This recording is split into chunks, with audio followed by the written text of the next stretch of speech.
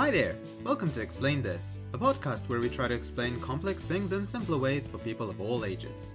I'm your host Jin Kim, and today we'll talk about how vaccinations work to prevent infectious diseases, and why it's arguably one of the most important discoveries in the history of medicine. Let's get started.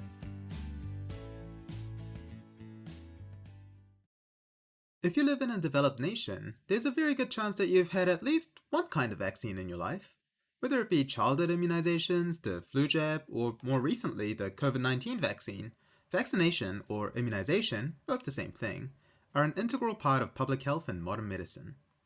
But as prolific as it is, there is still a lot of controversies, uncertainties, and misinformation among the general population. You may have heard of some people refusing or being hesitant about vaccines, and more importantly, not having their children vaccinated, even in the middle of epidemics. At the same time, you'll often hear about how important it is to be vaccinated, not just to you, but for everyone in society. Heck, when it comes to the COVID-19 pandemic, people couldn't even fathom the end of the pandemic until we saw solid results from new vaccines being developed.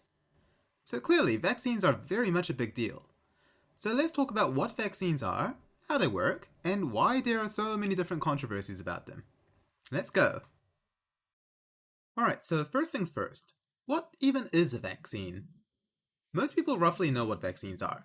They're a type of medicine that teaches your body how to fight against a specific infectious disease, so that if you're exposed to that bug in the future, your body already knows how to fight it, meaning that you'll either have very little symptoms, or not even get sick at all.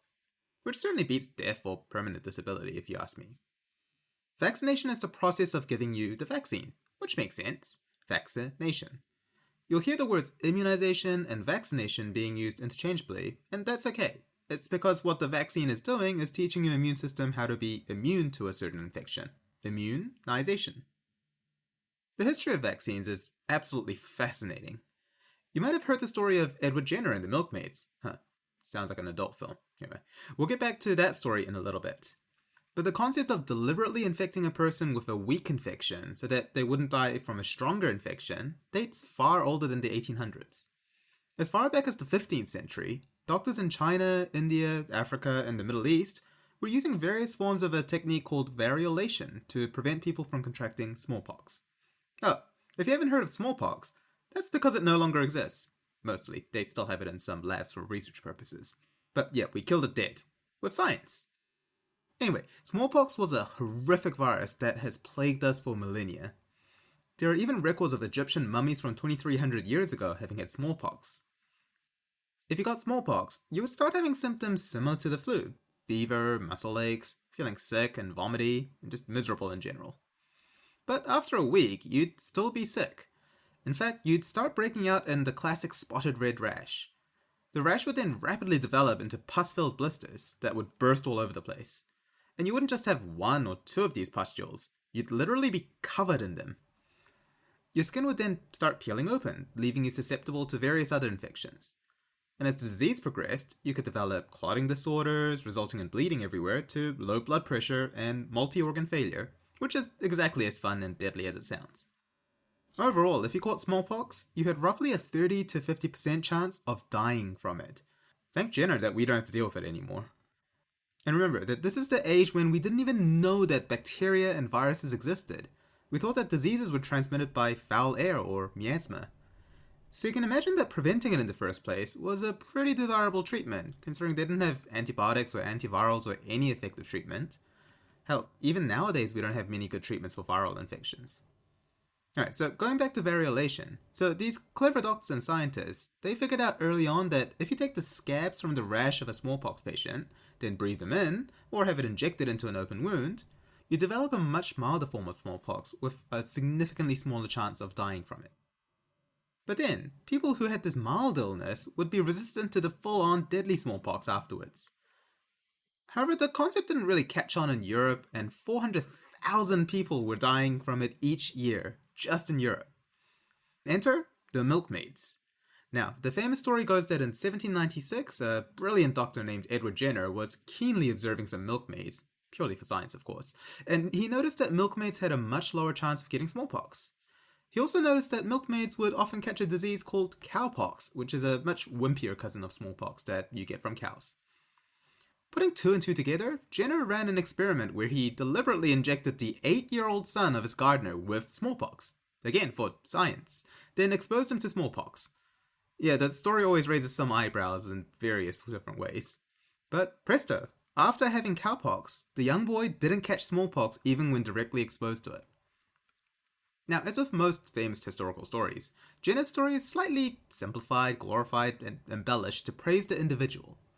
But in reality, it was reasonably well known already amongst the milkmaids that getting cowpox reduced your chance of getting smallpox. Hell, it was even a perk of the job. Like reverse health insurance, I guess.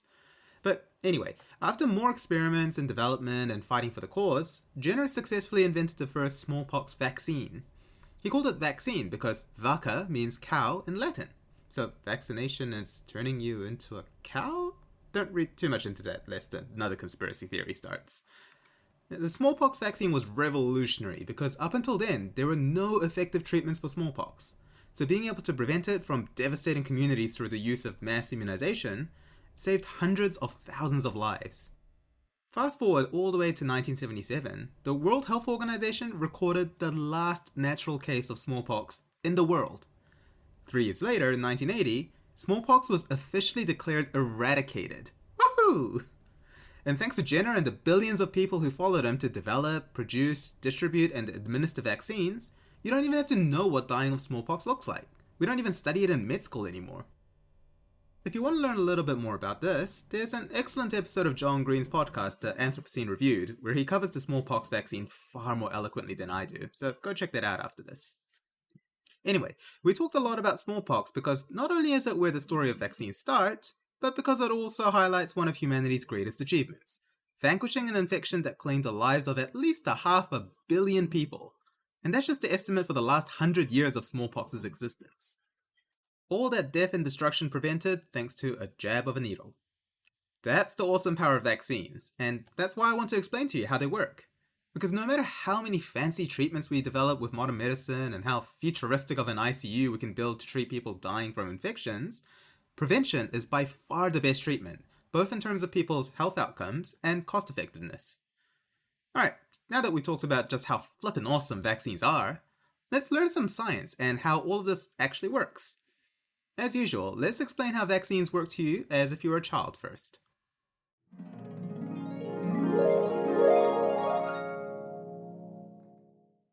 Your body has a lot of different ways to protect you from getting sick. You have skin that acts as armor, your nose and lungs clean themselves out with mucus, yep, that's what snot is, and you have acids to melt away bugs and germs in your stomach.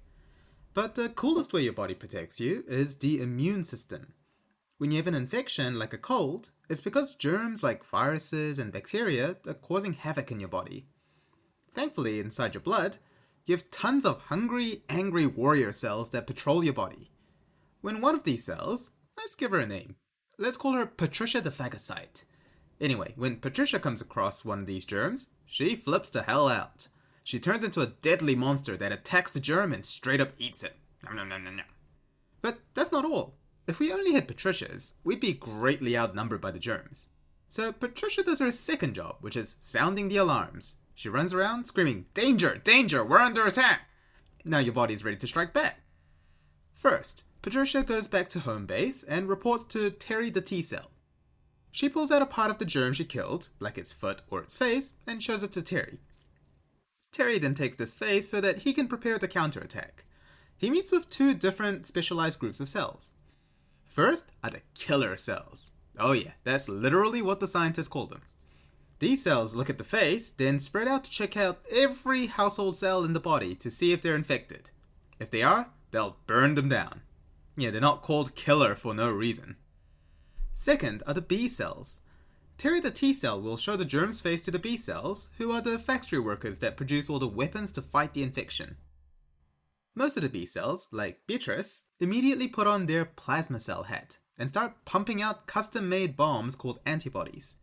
These antibodies float along the bloodstream like missiles in the air, and they'll home in onto the germs because they only lock on to the specific face. Then they call in an airstrike to kill the germs. Now, the body is real smart, so not only does it teach B cells like Beatrice to make the bombs right away, but it tells a small group of B cells like Barry to learn the face of the enemy. then go to sleep in the form of memory cells. This means that if years later your body's invaded by the same germ again, Barry will be woken up so that he can immediately start making antibodies, without having to wait for cells like Patricia and Terry. Now that's preparation. Vaccines are a clever way to exploit this elaborate system to teach your body to fight an infection that it hasn't even seen yet. This is because some diseases are so much worse than a cold. It might even kill you, so we don't want you to get it not even once. So doctors and nurses will give you a jab, ow, that contains either part of a germ or a very weak germ, like it's been beaten up already so it's really easy to fight it.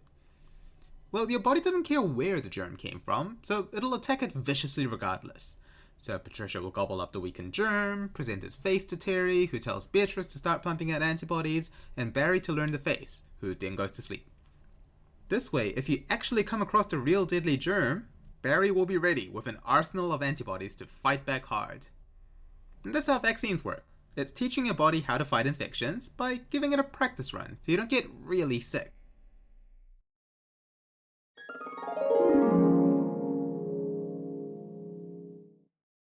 If you came out of that story thinking your body's pretty metal, that's true. I remember back in med school thinking that the adaptive immune system, which is the name of the system we were just talking about, is one of the coolest things that Mother Nature has ever produced. Plus, it's got names like killer cells and APCs. Alright, so let's recap how vaccines work in more technical language. Vaccines exploit the body's natural defense mechanism to prevent you from getting an infection before you're even exposed to it. This works because when your body fights any infection, it keeps a record so that it knows exactly how to fight it the next time it sees it again. This is why you only get chickenpox once. Alright, so vaccines contain either fragments of a virus or bacteria, or a live virus or bacteria that's been hella weakened. We call this attenuation, and don't worry, they're so weakened that they don't cause a nasty infection in you. You actually have lots of different types of cells that are always on high alert looking out for infections in your body. Most of these are what we call phagocytes, which means eating cells. It's because they literally nom any infection they see. It's kind of cute actually. When phagocytes come across the vaccine, whether it be a fragment or a weakened virus, it'll faithfully do its duty of nomming it. Then it breaks it down into teeny tiny components. Now every cell has a unique marker on the surface called antigens. Think of it as a unique hat, with every virus and bacteria wearing different hats. The phagocyte takes this hat, or antigen, right off the chewed up corpse of the virus, and then presents it to a special cell called a T lymphocyte. By the way, that's what APC means, antigen presenting cell. Simple as that. The T lymphocytes are super important because they act as the middle cell in this whole affair. They'll take the antigen, then teach a bunch of other cells what this antigen looks like, so that the immune system can produce a response. It shows the antigen to killer cells, like giving a police dog a smelly sock to sniff the fugitive out. More importantly, the T cells teach B lymphocytes to produce specific antibodies to attack this antigen. After all, antigen literally comes from antibody generator, antigen. So each antibody is tailor-made so that it only attaches to the specific antigen. This prevents your body from attacking harmless cells or its own cells. Usually. It messes this up sometimes though. Anyway, B cells turn into plasma cells to pump out these antibodies, which fights the current infection. But some of them will turn into memory cells that lie dormant until they're called on. This is the backup system that your body uses to prepare for future infections of the same kind. In the case of vaccination, the memory cells are the ones we ultimately want. When you get the vaccine, you'll sometimes feel a bit achy and feverish and a bit under the weather, because the immune system thinks it's fighting an infection, so that's why you feel like you have the flu. Until it realizes it's essentially beating up a dead horse and calls off the fight pretty early. But you'll still develop the memory cells for the same antigen, which means that if you were to be exposed to the infection that you're vaccinated against, your body can immediately start making antibodies to fight the infection super early and prevent it from even starting to cause a problem. You know the famous D-Day landing from World War II? It would be like teaching the Nazi soldiers at Normandy exactly how to fight the landing Americans using a puppet doll.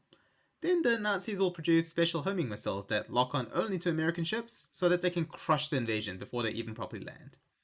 Except vaccines good, totalitarian, racist, fascist military regimes bad. So that's essentially how vaccines work for the individual. But the cool thing about vaccines is that it does so much more than just protect the vaccinated person. In the next section, we'll talk about the magic of herd immunity and the real reason why you and your children should be vaccinated. Alright, so the real secret way we eradicated smallpox was not because every human being on Earth was vaccinated to smallpox. It was because we achieved something called herd immunity. You might have heard these words thrown around, especially around flu season. What it means is this: viruses need a host to survive. They can't just hide away on a tree for years. Which means they need to keep passing from person to person or animal to person for the virus to keep being a problem. If they don't spread, the body will eventually kill the virus, or the body will die because of the virus. Either way, death. It's like they're playing the floor is lava, except we're the safe couches. No more couches to jump to, the lava will melt them. So if you vaccinate enough people so that they can't catch the virus can't spread easily. The less the virus spreads, the smaller the pockets of people that have the virus become, until eventually the virus will die out or be killed by the body. And this is the concept of herd immunity. If you vaccinate enough of a population, then the spread of the virus is slowed enough that you can contain and control it. And even if some of the population aren't vaccinated, the herd as a whole become protected. To use the floor as lava analogy again, the more people that get vaccinated, the further the gap between each couch becomes for the virus. What's more, not everyone can be vaccinated. For example, if you have a condition where your immune system doesn't work properly, or you're on a special medicine that specifically suppresses your immune system, say because you have a kidney transplant, then even the weakened viruses in the vaccine might cause a problem. Furthermore, some people have serious anaphylactic or allergic reactions to the vaccine, which is a problem in itself. So herd immunity protects these individuals indirectly, so that we can all collectively be healthier. Let's say that you think you're young and healthy and have a good shot at fighting off the infection, so you don't get vaccinated. First of all, that's hubris. Young people still die of all sorts of infections like influenza, or at least left disabled. But more importantly, this means that you can still catch the virus and be contagious to the people around you. Even if you think it's just man flu and you'll walk it off, if you visit your frail old grandma and infect her, she can die from it. What's more, you might come into contact with someone who has a weakened immune system due to another illness, and you would have been complicit in hastening their death. So even if you think vaccination isn't helpful for you, it's still very important for everyone else. Because not only is it helping you directly, but it's helping the less fortunate people that can't have this wonder drug to prevent a potentially lethal infection. Alright, let's take a short break, because the next section may trigger some emotions, one way or another. Because when we're back, we'll talk about the depressing controversy surrounding vaccination, specifically, people who are against vaccines. Since the first smallpox vaccines, we've come a long way and have invented vaccines for all sorts of horrific illnesses, like measles, whooping cough, tetanus, meningococcus, polio, influenza, Haemophilus, and now COVID-19. Thanks to these vaccines, we rarely see children needing to be hooked to a ventilator for the rest of their lives because polio took away their ability to breathe, or people writhing in agony because tetanus is causing their muscles to spasm so intensely that it will literally break their bones, or babies suffocating because their throats swollen shut due to Haemophilus, or whole hospital wards full of dying smallpox patients covered in pus-filled blisters. The list goes on and on and on when it comes to the sheer amount of human suffering reduced by the invention of vaccines. But like with pretty much every helpful invention in discovery and history, there are people who opposed vaccines right from the beginning. The Royal Society laughed at Jenner when he first discovered his smallpox vaccine, saying that it was ridiculous, so he had to self-publish his paper. And at first, many people were hesitant about being intentionally infected by another illness. But when it became blatantly obvious how effective this new therapy was, people quickly got on board and vaccination was rapidly adopted, because people would much rather have a mild course of cowpox than die from smallpox. Although there have always been vocal groups and individuals speaking against the need or benefit of vaccination, for the most part, vaccination became commonplace and widely accepted by the general population right from the get-go, as a very helpful public health policy. This meant that enough people could be vaccinated to achieve herd immunity, which is why in the 21st century, we no longer fear diseases like smallpox or polio, because people around the world banded together to fight this infection collectively. But towards the end of the 20th century, and especially in the past 20 years, there have been an increasing number of people who either completely or partially refuse having themselves, or more importantly, their children vaccinated. This phenomenon is called vaccine hesitancy, with the people with the more extreme antagonistic view on vaccinations being known as anti-vaccination people. The anti-vaccination movement have become a major health issue in the last few years, as vaccination rates for children fall, resulting in herd immunity failing. Let me give you a great, depressing example. In 2000, measles, an extremely infectious, nasty virus that caused fever and rash, but complicated by severe pneumonia, brain inflammation, and death, was declared eliminated from the United States of America, thanks to immunization. Woo! Yet another incredible triumph of human beings over microorganisms. But around this time, a study was published on a famous medical journal called The Lancet, where the authors suggested a possible link between the MMR vaccine that covered measles, mumps, and rubella with autism in children. This fueled the fires of the anti-vaccination movement, and more parents refused to have their children vaccinated because they feared that their kids would suddenly become autistic. In the case of the UK, vaccination rates fell to 80%, far below the level needed for herd immunity, which is 95%. Fast forward to 2019, when measles epidemics started cropping up in the US, UK, New Zealand, and Samoa. Here's a disease that was eliminated from some of these countries thanks to medical technology that already exists. Yet it was making a resurgence, claiming the lives of numerous children. Not because the virus is being tricky and evolving and mutating beyond protection of the vaccines. No, because people were refusing to vaccinate their children. Today, measles is the #1 vaccine-preventable cause of death in the world. And that's just depressing, especially considering I work in the healthcare system and seeing these people firsthand. To give you a personal anecdote, I was working in the pediatric emergency department in 2019 when New Zealand was going through a measles epidemic. I remember myself and a group of other young doctors having to ask the older specialists what the measles rash even looks like, because we'd never seen it in person up until then. We'd learned about it in medical textbooks and historical texts, but that's how rare measles was at that time, until it started coming back. It's like killing Voldemort, then finding out that the Death Eaters had been hiding the Horcruxes that they were using to revive the great evil. It makes you feel a little bit defeated. It's very hard to describe the feeling of despair and injustice when you see a tiny baby having seizures because their brain is infected with measles, knowing that even if they were to survive, there's a very likely chance that that baby was going to grow up and have permanent brain damage. And the worst part is, it was preventable. I think the closest I've been able to relay that feeling of frustration is through the letter Roald Dahl wrote. Dahl lost his daughter Olivia to measles at the age of 7. Back in 1962, they didn't have a reliable measles vaccine. So when Olivia was exposed to measles at her school, she unfortunately not only caught the virus, but then developed encephalitis, which is inflammation of the brain, which then leads to seizures, brain damage, and death. Grieving her loss, Dahl became a strong vaccination advocate, and he wrote a harrowing letter in 1986 to urge parents to vaccinate their children.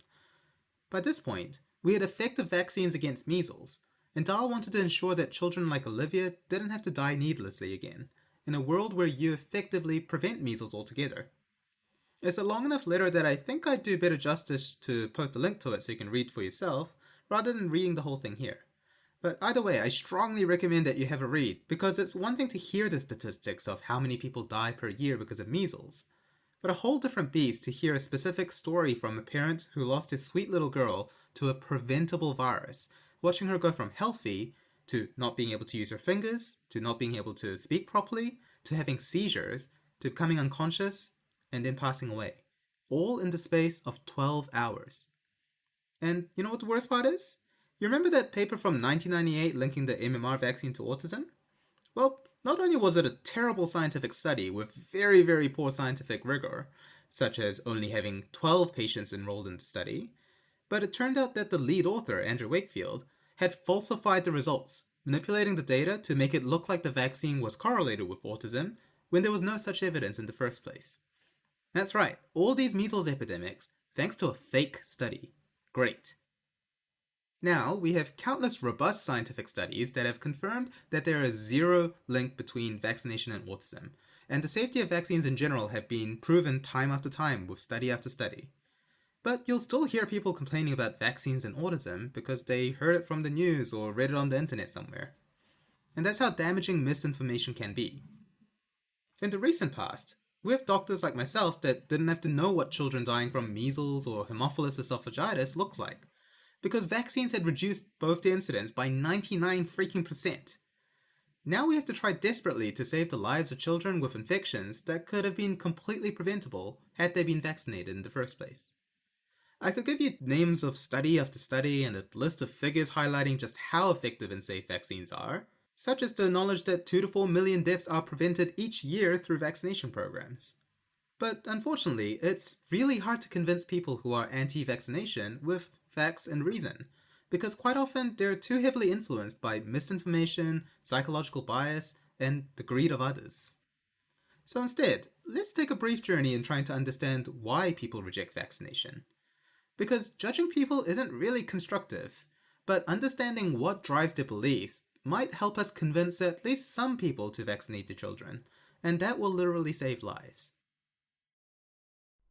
The medical evidence-based practice support website UpToDate summarizes the most common reasons for people being vaccine hesitant to 3 C's: convenience, complacency, and confidence. Convenience is the issue of a vaccine not being available, affordable, or accessible for people, leading to people not being vaccinated. A good example is in the early days of vaccines back in the 1800s, where only rich people could afford it. But fortunately, nowadays, this is not really an issue for most developed nations, with childhood immunizations being free and readily available. You still unfortunately have families that can't make it to their family doctor because both parents are working 2 jobs, but fortunately this is improving slowly as public healthcare and social services improve with time. Complacency is probably the reason why anti-vaccination has become increasingly prevalent in recent years. This is when people don't get vaccines because they think the risk of catching the disease, or the effect of having the disease, is low. We've seen this quite prominently during the COVID-19 pandemic, where some young people would say things like, why would I get a vaccine when COVID doesn't even kill young people? Well, first of all, yes it does, or at least it has a risk of affecting your long-term health, and kill you. Secondly, remember that vaccines aren't just for protecting you. They significantly reduce the spread of the disease, protecting the vulnerable, such as your frail grandparents, your friends with chronic medical conditions weakening their immune system, or children who can't have vaccines because they get serious allergic reactions. The other side of complacency is that, ironically, thanks to vaccines, we don't get traumatized by seeing a lot of horrific diseases that vaccines prevent, like tetanus or polio. Even just 1 generation ago, my parents saw firsthand the number of children in Korea limping with crutches or permanently hospitalized because the polio virus destroyed their leg or breathing muscles. But for our generation, we don't really see polio anywhere. We only see the effect of these diseases in history books or paintings, like the famous painting of a patient suffering tetanus and having opisthotonus, where their back folds back on itself because of such powerful muscle spasms. I'll post a picture in the show notes. So because people haven't been exposed to how terrible these diseases have affected people through the ages, we can get complacent thinking, it's just spots and fevers. Why go through the trouble of having my kid get vaccinated when they'll probably be fine? I mean, this is exactly the reason why history repeats itself and we still have deadly wars. When people have the luxury of not having to live through terrible trauma, we forget and become complacent about the horrors that our predecessors have had to endure. I think this is where education and studying history comes in. Because when you see your own relative or your child suffering from a preventable infection, it might change your risk-benefit analysis just a little bit. Lastly, and most importantly, is confidence. In the era of fake news and misinformation, people are scared and less trusting of authorities such as health organizations and the government, preferring to get their information from biased, unreputable sources on the internet. This is made worse by sensationalist news reports, because fear and anxiety is very exploitable. This is why the MMR autism debacle happened in the first place. The biggest reason people will cite being hesitant about vaccines is safety. Yes, you see many people believing conspiracy theories like vaccines having microchips to control your brain, but to be honest, you see far more people being genuinely concerned that vaccines might be unsafe for them or their children. Fair enough. It doesn't help that they're seeing all these crazy stories on the internet. For example, Another big argument from anti-vaxxers, other than the whole autism debacle, is that vaccines contain mercury. This is only partly true because some of the older vaccines contained a compound called thimerosal as an antifungal preservative, which the body can break down into ethyl mercury. This freaks some people out because they know that mercury can be poisonous. But in reality, not only is thimerosal rarely found in modern vaccines anymore, but there have been very strong scientific studies concluding that it has no relation to autism or any significant side effects. In fact, there are such trace amounts of it in vaccines that you're actually getting far more mercury in your body through eating canned tuna than through vaccines. Of course, like any medicine, there are side effects to any vaccine.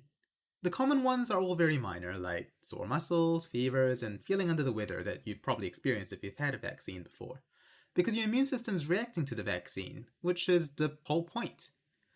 But in some cases, people can have serious reactions, such as anaphylaxis, blood clots, or encephalitis in extremely rare circumstances, like 0.00001% of cases.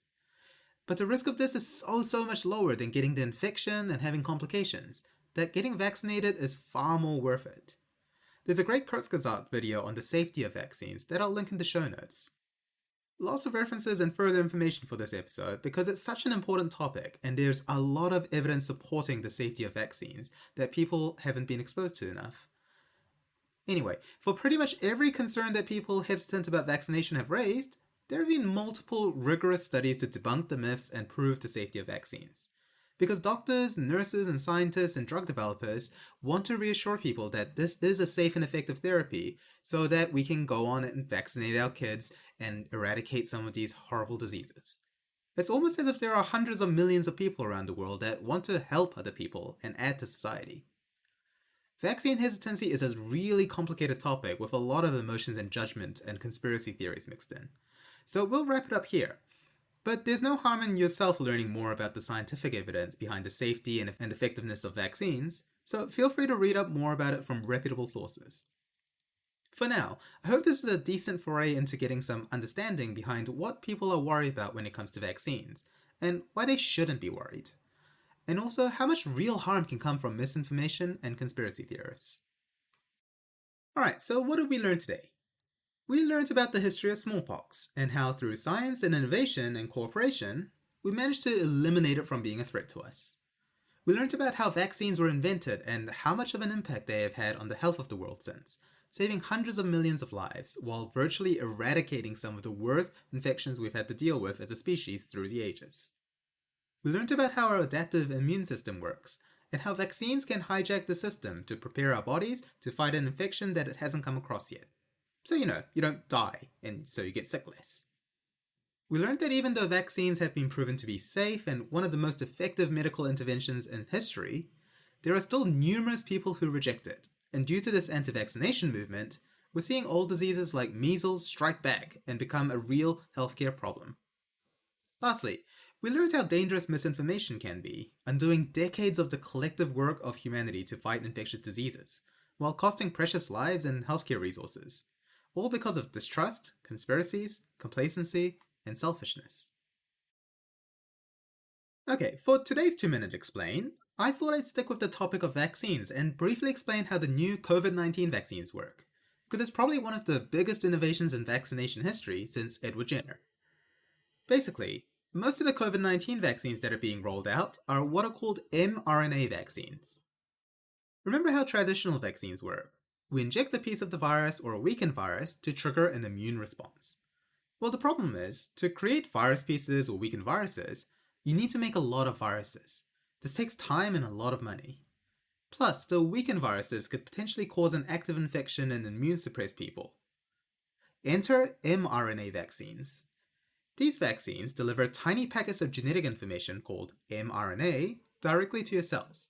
Listen to episode 18 if you want to learn more about gene transcription and how RNA is used by cells to produce protein. Anyway, think of mRNA as instruction manuals. For the COVID-19 vaccine, the instruction manual is for a specific protein found in the coronavirus responsible. Why are we teaching our cells to create the virus protein? Well, your immune system will still see this protein and react to it like it would for any other vaccine. It shows the protein to the T cell that tells the B cells to make antibodies, then you develop memory cells that can activate for when you actually come across the COVID-19 virus. Boom, you're immune.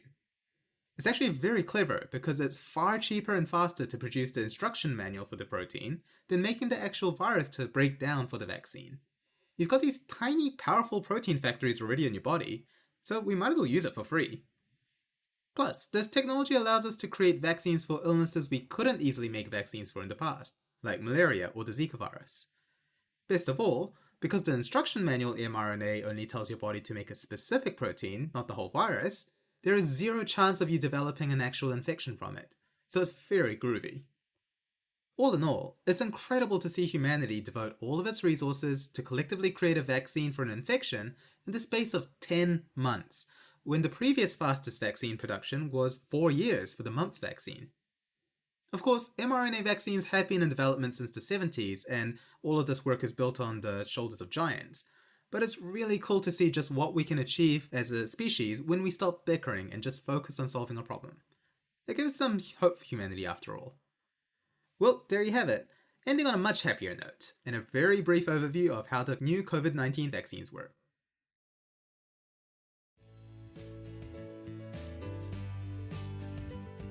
Well, that's it for today. Thank you for listening to Explain This. I hope you've learned something interesting and maybe even useful today. And maybe you can help spread the good word of vaccines out in the community. We'll see you next time. Bye for now. Explain This was written and hosted by me, Jin Kim. If you'd like to suggest a topic or just send a lovely message, you can email me at explainthiscast@gmail.com or follow me on Facebook or Twitter.